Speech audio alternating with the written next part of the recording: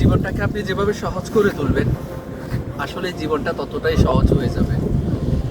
এই যে মনে করেন, আমি কোথায় ছিলাম, যারা আমাকে চেনেন, বিশেষ করে যারা আমার ফ্যান্স ফলোয়ার আছেন, সকলেই আমাকে চেনেন যতটুকুই চেনেন। আমি কোথায় ছিলাম, আজকে কোথায় আমি, এই যে এত সুন্দর একটা জায়গাতে এখন দেখা যাচ্ছে, যে ভিউতে দেখা যাচ্ছে, এই ভিউতে আমি কি করে এলাম। এমন কিছু ড্রিম থাকতে হবে যেটা বাস্তবে মিলানোর জন্য নিজেকেই চেষ্টা করতে হবে। আপনি হয়তো ঘরে বসে স্বপ্ন দেখছেন, আপনি অনেক কিছু করবেন বা করতেছেন, সেই স্বপ্নটা দেখার সাথে সাথে ঘুম থেকে জাগার পর আপনি সেই স্বপ্ন বাস্তবের জন্য আপনাকে বেরিয়ে পড়তে হবে মাঠে। সো কি করবেন? রাস্তা নেমে পড়বেন। হ্যাঁ, তবে নামার আগে কিছু প্রস্তুতি নিন, যে প্রস্তুতিতে থাকতে হবে। যেমন আপনার শূন্য হাতে রাস্তায় নেমে আপনি কি করবেন? অ্যাটলিস্ট আপনার খাওয়ার যে ফুড মানিটা প্রয়োজন, সেটা আপনাকে অ্যারেঞ্জ করতে হবে।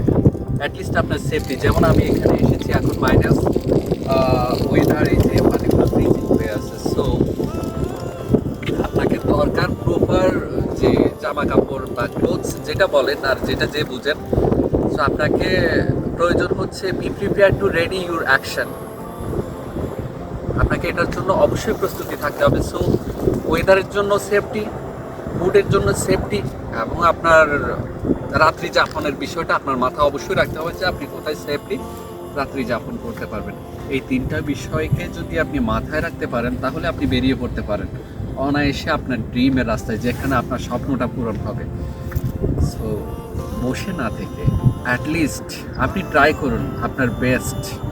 আর একটা কথা সবসময় মাথায় রাখতে হবে, যে সৃষ্টিকর্তাকে আপনি বিশ্বাস করতে হবে, তার প্রতিটি সৃষ্টিকে বিশ্বাস করতে হবে, এবং প্রতিটি জিনিসকে মূল্যায়িত করতে হবে। কখনো ইগো রাখবেন না নিজের কাছে, কারোর সাথে অ্যাটিটিউড দেখাবেন না। এই বিষয়গুলো যতটা আপনি আপনার থেকে দূরত্ব বজায় রাখতে পারবেন, ততটা আপনি সফল হতে পারবেন।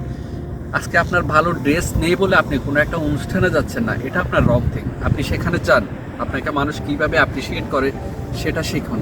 একটা সোসাইটিতে গেলে আপনার কিছু অর্জন হবে। সো অনেক বিষয় আছে, এইসব বিষয়গুলো আসলে বলতে গেলে সারাদিন সারা রাত শেষ হয়ে যাবে, কথা বলে শেষ হবে না। একটু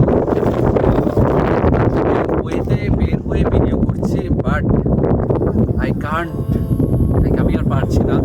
এই ঠান্ডা ওয়েতে দাঁড়িয়ে থাকতে আমার হাত পা খুবই ব্যথা করতেছে, বিশেষ করে যে স্কিনটা দেখা যাচ্ছে এটাতে খুবই ব্যথা করতেছে, যেহেতু বুঝতেই পারছেন পানি ঢাললেই আইস হয়ে যাচ্ছে। সো সকলে ভালো থাকবেন, সুস্থ থাকবেন, এবং ট্রাই করবেন আপনি আপনার সেরাটা দিয়ে। ইনশাল্লাহ গড আপনাকেই দেবে ভালো কিছু।